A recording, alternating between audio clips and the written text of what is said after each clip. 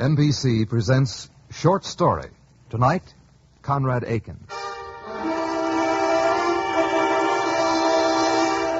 A story by a Pulitzer Prize winner, the man who holds the chair of poetry at the Library of Congress. He's poet, teacher, sometime tennis reporter for the New Yorker magazine, Conrad Aiken. He deals tonight with an operating table and a strange, far journey, which will be heard immediately following this communiqué from the United States Marine Corps. Literally translated, esprit de corps means spirit of the Corps, and in this country, the expression is most often used in referring to the United States Marine Corps. The United States Marines have an esprit de corps based on pride of outfit, confidence in fellow Marines, and respect for Marine Corps tradition, all vital ingredients in an outstanding military organization. Certainly one of the most distinctive characteristics of every Marine is this feeling of pride, and a natural outgrowth of pride is confidence. When men have confidence in themselves, their comrades, and their leaders, they become welded together into an unbeatable team. The United States Marines owe much of their success to their esprit de corps. Here now, Mr. Arcularis by Conrad Aiken. Hello, John. Oh, there you are, Kurt. Nearly let your seat go. Thought you weren't coming. Oh, I didn't intend to. Not till I heard old man Venner's going to tackle an advanced mitral today. What? Mm-hmm. Advanced mitral? Poor guy is practically signing his own death warrant. What's his name? His name is Arcularis. Arcularis. Rum sort of a name. Yes. And I gather he's a rum sort of a fellow. All kinds of money, no wife, no family. All alone in the world. How come you're so well informed? I've been taking an interest in the girl who's been nursing him, little Miss Hoyle. And I've been getting precisely nowhere. She's far too wrapped up in her patient, her precious Mr. Arcularis.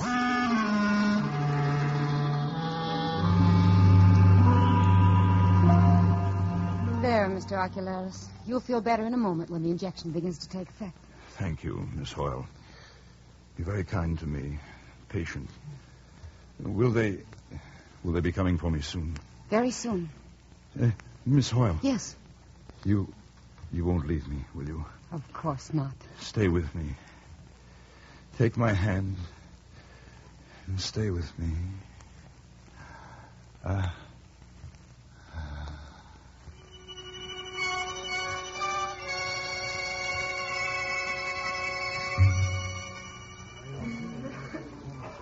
Your attention, please. Today we're going to have the privilege of watching Dr. Venner operate on a case of advanced disease of the mitral valve of the heart. Our thanks are due not only to Dr. Venner, but to the patient who, in the interest of medical science, has consented to have the operation take place here in the lecture theater. Well, I thought you said the patient was quiet. He was, Doctor, for a while, but... He's had an injection, of course. Yes, Dr. Venner. All right, I'll try to quiet him. Mr. Arcularis, listen to me, Mr. Arcularis. You're going to be all right. You're going to be perfectly all right. So don't worry. Don't worry. Check him, please, Mitchell. Seems all right. Pulse? 90. Blood pressure? 140 over 83. All right. Let's begin.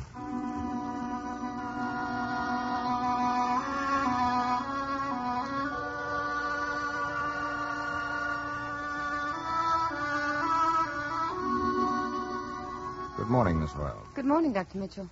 Where's your patient? He's in the bathroom, Doctor, dressing himself. Getting dressed on his own, eh? He must be feeling pretty well. He's still very weak, Doctor. That's to be expected. Rather a pity he has to set off on this trip alone. I wish I were going with him. Oh, good morning, Doctor. Good morning, Mr. Arcularis. And how are we feeling today? Oh, not too bad, considering. Trifle unsteady on my pins and a bit fuzzy in the head, but I... Perhaps I'd better drive down to the dock with you. Oh, thank you. It won't be necessary. An old friend is going to take me down in his car and see me safely aboard. Good. But don't forget, you must take it easy. Oh, I will. Goodbye, Doctor. Goodbye, Mr. Arcularis. And bon voyage.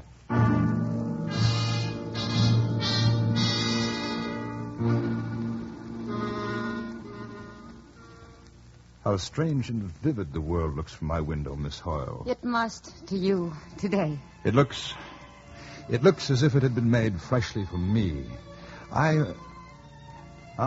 So our musician friends are back. How nice of them. They've come to give you a final serenade. Well, I must say, I'd rather they hadn't. Why, Mr. Arcularis, I thought you liked their music. Not this tune, Miss Hoyle, not this tune. It reminds me too much of my mother, my very pretty and very wicked mother who died young.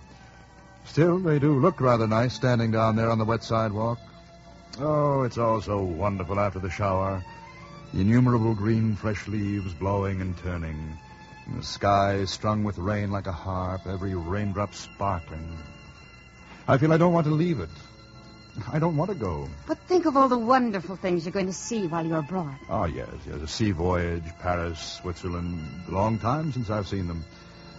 Yet somehow I'm homesick already, homesick without having left home. Is that perhaps because you're going alone? Yes, perhaps it is. I do think you should have someone with you.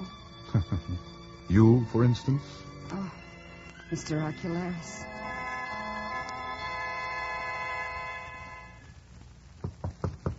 There, that must be your friend. I'll let him in. Harry. Well, if it isn't the same good old Ark. How are you, fella? You look swell. Oh, fine, thanks, Harry. It's good of you to come. Well, how does it feel to be back on your feet again, you old sinner? Wonderful, Harry. Simply wonderful. The same good old Ark. No, not quite, I'm afraid. Say, you sure you're really up to this trip? I mean... Oh, absolutely. I've been checked out by the doctors. Hadn't we better go?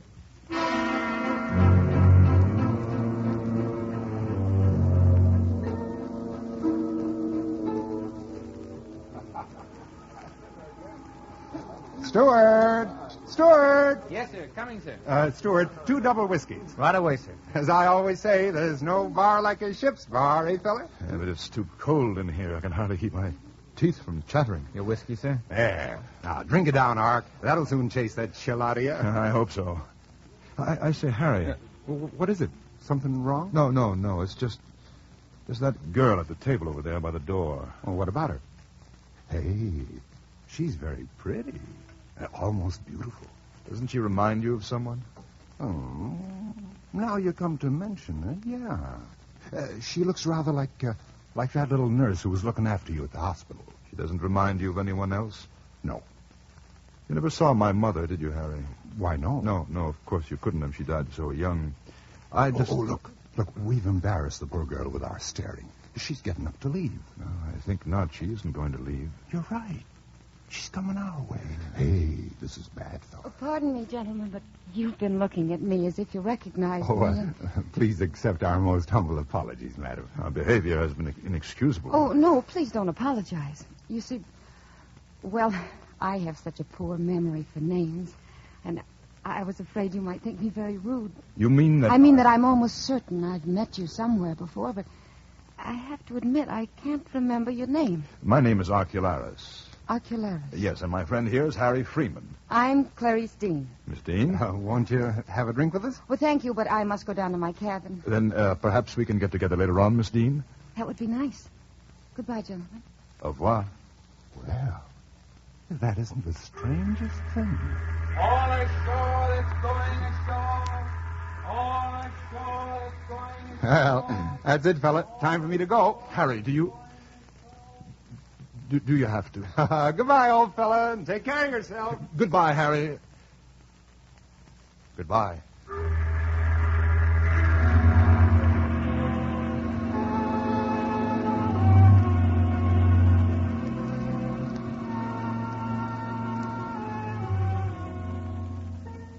So we meet again, Miss Dean? Yes, Mr. Arcularis, we meet again. Well, it was thoughtful of them to seat us together, wasn't it? Yes. You're alone? Yes, quite alone. And you? Yes, I'm on my own, too. Is this a pleasure trip for you, Mr. Arcularis? Pleasure? No, not exactly. I'm convalescing. You see, I'm just out of the hospital after an operation. I was given up for dead. For 6 months, I've given myself up for dead. If you've ever been seriously ill, you'll know the feeling. That sort of posthumous feeling. You don't look like an invalid. Oh? You mean that? Really? Of course. Your soup, sir? Thank you. Thanks, Stewart. Do you think we'll have a good voyage, Stuart? Well, madam, I don't like to be a Jeremiah, but... What do you mean?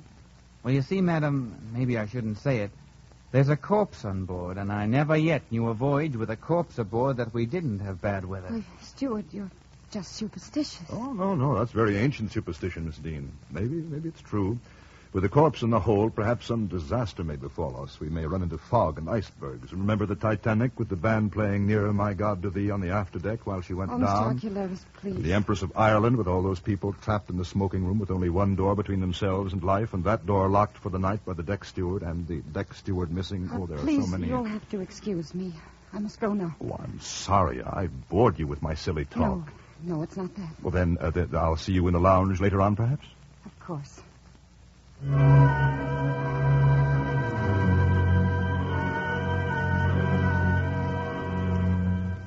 Arcularis. Mr. Arcularis. Yeah, what? Where am I? Safe in bed in your cabin, sir. Oh. It's morning. I brought you your tea.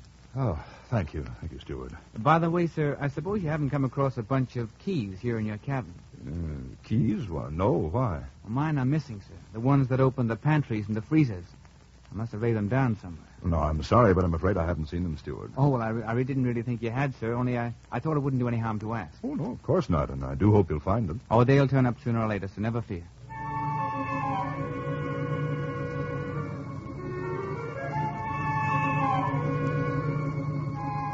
Have you ever done any sleepwalking, Miss Dean? No, I never have. That's the funny part of it. I never had either until last night, never in my life. I hardly ever even dreamed. So this really rather frightened me. Tell me about it, Mr. Arcularis. I dreamed at first that I was walking alone in a wide plain covered with snow. It was growing dark. It was very cold. My feet were frozen and numb, and I was lost. I came then to a signpost. At first it seemed there was nothing on it, nothing but ice. Just before it grew finally dark, however, I made out on it the one word, Polaris. The pole star. Yes, and it gave me, in the dream, an awful feeling of despair. And then the dream changed. I dreamed I was standing outside my stateroom in the little dark corridor and trying to find the door handle to let myself in. I was in my pajamas, and again I was very cold. And at that point I woke up. Yes. The extraordinary thing is, that's exactly where I was. And now the question is, where had I been? It's very singular. Certainly, yes. Do you think, Mr. Arcularis, that we might go into the lounge now? I find the darkness here on deck a little depressing. Of course, Miss Dean. We'll go in and listen to the ship's orchestra. We'll listen to the orchestra in the lounge.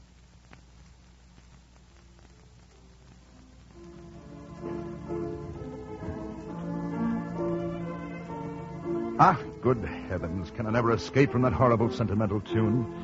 The last thing I heard in America and the last thing I want to hear. But don't you like it? Well, when I heard it at the hospital, when was that? It made me feel like crying. 3 old Italians tootling it there in the rain. Oh, I suppose like most people, Miss Dean, I'm afraid of my feelings.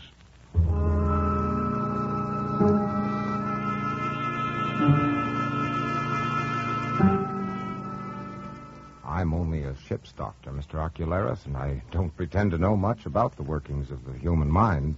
But if you'll tell me about your dream, I think it may help to relieve your anxiety.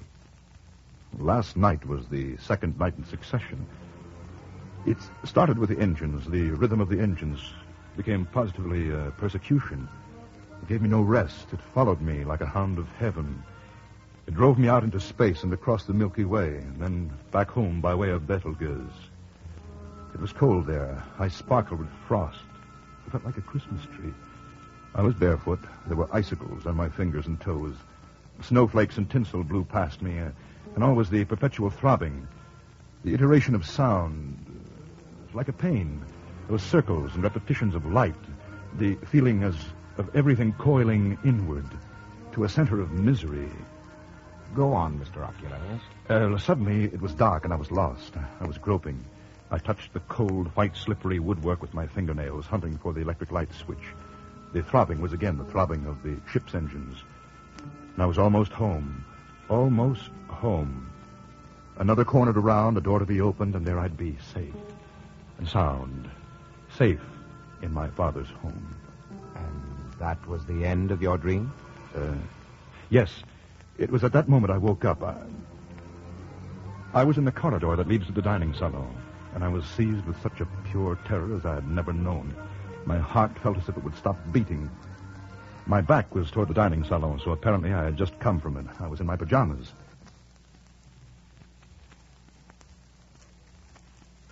The corridor was dim. Thank heavens it was deserted.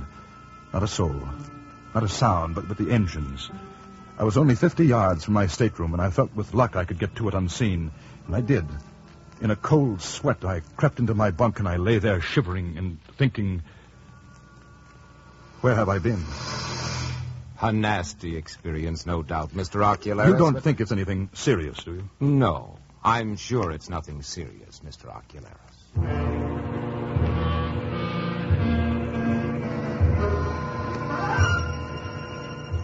Miss Dean, Clarice, please, may I call you Clarice? Of course you may, Mr. Arcularis. Clarice, it happened again.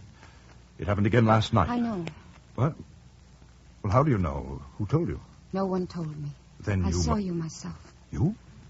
Saw me? Yes. You see, last night I was worried about you.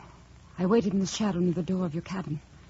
I saw you come back safely, and I thought it better not to interfere. I heard it's dangerous to interfere with sleepwalkers. Oh, Clarice, if you could understand how it felt at that moment. When you'd gone back into your cabin, I waited for a while and then came away. Just as I came to the corner of the corridor near the stairs, I noticed something on the floor. It seemed to me that you had dropped it. What was it you found? I have it here. Look. A bunch of keys. No. No. No!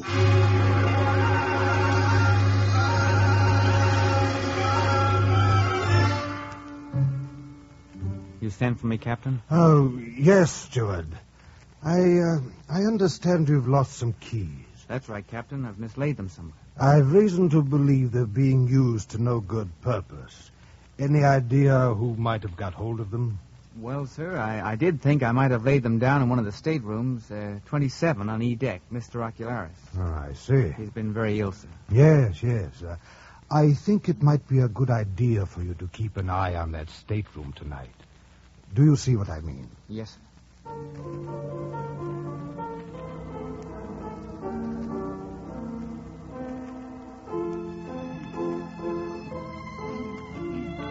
They're playing that thing again, Clarice. How can they do it to me?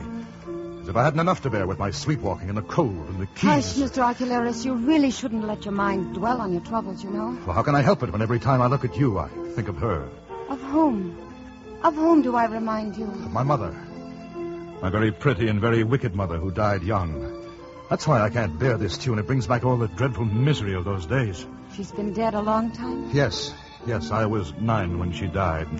And she was unhappy? She was unhappy? Now, what on earth made you say that? Why shouldn't I? Is there anything very extraordinary about it? Yes, because somehow that had never occurred to me before, that she was unhappy. I've always thought of it the other way around, that she made us so unhappy, Father and me. Oh, I see. She and my Uncle David, my father's younger brother. You see, I found out about them as children do. I was 9 that summer. One hot July morning, he came to her through the rose garden. I saw and heard everything. He had come to take her out on the yacht for the day. When she heard him, she came out on the balcony and they spoke words of love. And then Uncle David saw my head peeking out from behind the bush. They went off together on the yacht, but Uncle David was certain that sooner or later I would tell.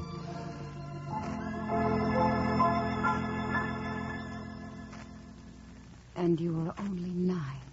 It was one of those things that stay in the mind forever. My mother's face with the love in her eyes. The scene in the garden. The hurricane which followed. All my life I've been trying to make some sense of it. Poor Mr. Arcularis. It's queer how things get twisted. It's almost as if I were to blame, as if I were guilty. The sin was hers and his.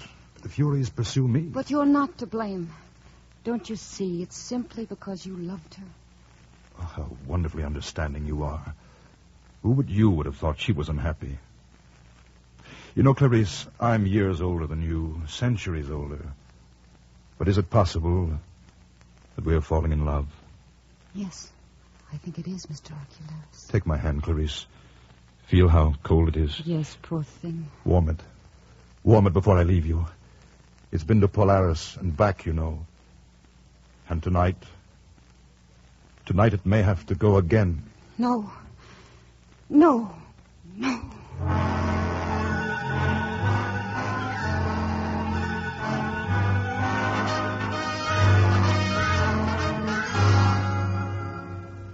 Last night, Clarice, it was the same dream of going round a star. Polaris, Betelgeuse, the same terrible coldness and helplessness, that awful whistling curve. And when you woke up, where were you when you woke up? Tell me. Don't be afraid. I was at the bottom of the stairway that leads down from the pantries to the hold, past the refrigerating plant. It was dark, and I was crawling on my hands and knees. Oh, do you think? I know. And so do you. Once more, and I'll be looking down into it. And there I will see myself.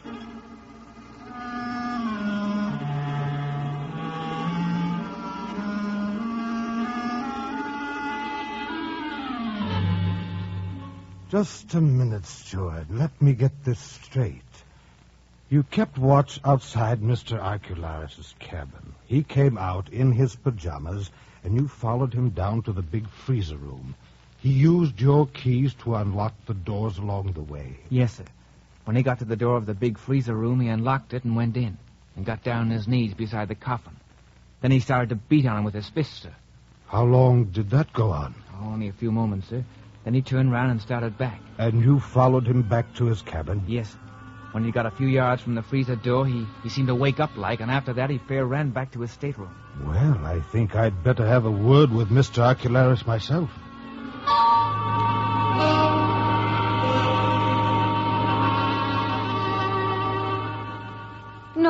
No, it can't be. It is, Clarice, it is. But how do you know?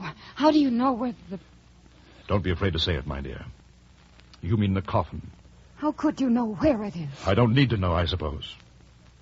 You see, I'm already almost there.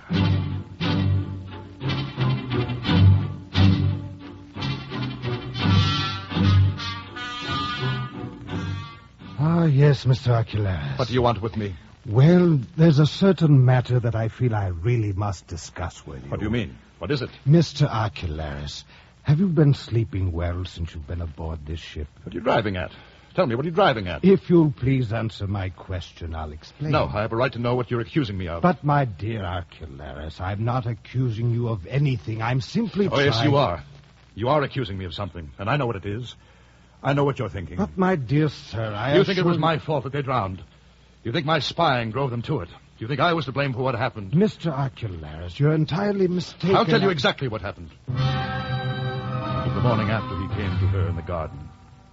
The morning after the hurricane. It was just before daybreak, and the bay was calm again. I rowed up the marsh channel towards Pulpit Rock. I knew that Mother and Uncle David had sailed that way in the yacht. I rowed about halfway up the channel when I saw the yacht's tender. It was still tied to the yacht.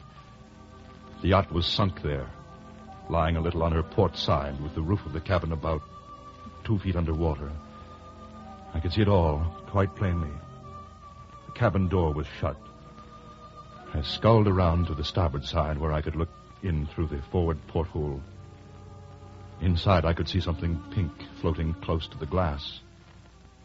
I knew it was my mother's dress, the dress she'd worn the day before. That's all, sir. I didn't touch anything, sir. I left everything just as it was. Everything. Mr. Arcularis. Yes? I'm afraid you're not quite yourself this morning. That's right. I do feel very weak. I have a pain around my heart. You've been very ill, and we must take care of you. You've been walking in your sleep. It may not happen again, but if it does, I'm afraid you'll have to sleep in the ship's hospital. Yes, I understand. Don't worry about anything, Mr. Arcularis. We'll take care of you. You're going to be all right. You're going to be perfectly all right. So don't worry. Don't worry. Don't worry.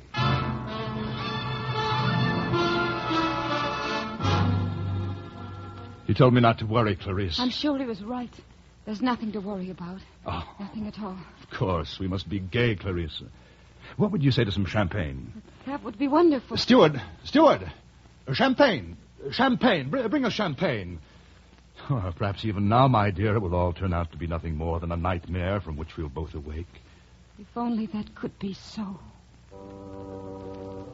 The same as before. Just the same. The long, magnificent, delirious swoop of dizziness. The great circle. The swift pathway to Arcturus. All as before. But now infinitely more rapid. Never have I had such speed. Beyond the moon, past the North Star in a twinkling, swooping in a long, bright curve round Pleiades. Hello there, old Betelgeuse. I'm off to the little blue star that points the way to the unknown, forward into the untrodden. Courage, old man. In no time, we'll be back to Clarice, back to Mother. Oh, if only I don't wake. If only I don't wake in that time and space, somewhere and nowhere, cold and dark, and music sobbing among the palms of a lonely... If only... The coffers of the poor. No, not coffers, but light. Delight, supreme white and brightness, and above all, whirling lightness. Whirling lightness above all. And freezing.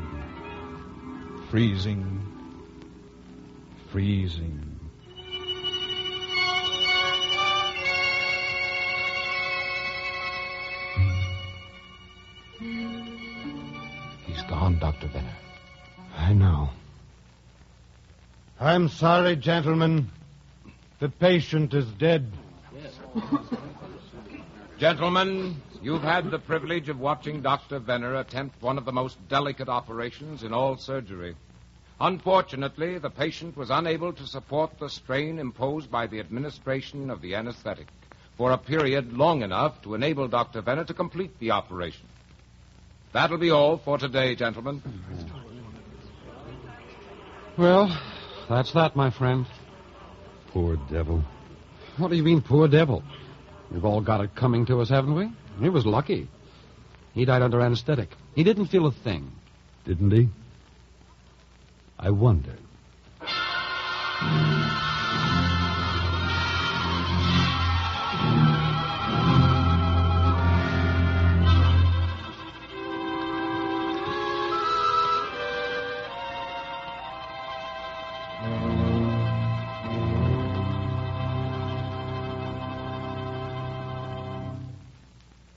You have heard Mr. Arcularis by Conrad Aiken, the second broadcast in a new dramatic series, NBC Presents Short Story.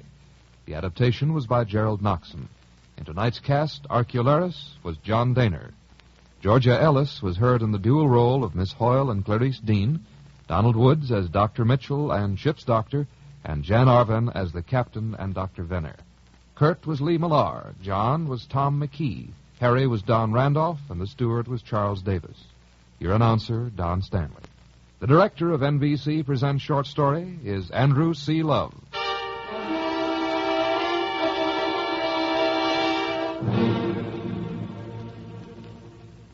Next week, the Hollywood scene, in the special idiom of F. Scott Fitzgerald.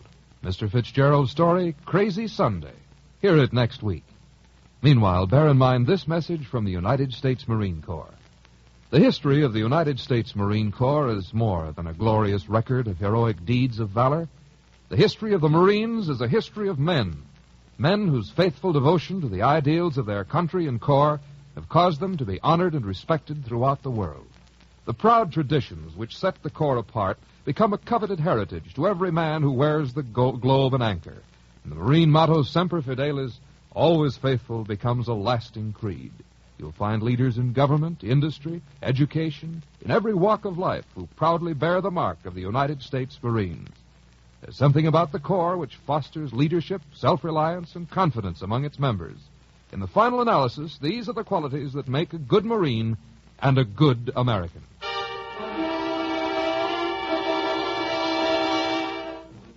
The following statement was received from General C.B. Cates, Commandant of the United States Marine Corps.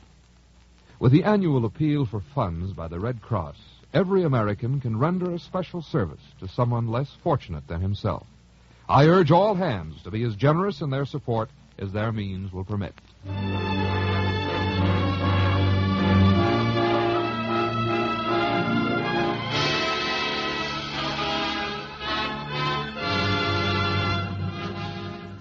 This program came to you from Hollywood. This is NBC, the national broadcasting company.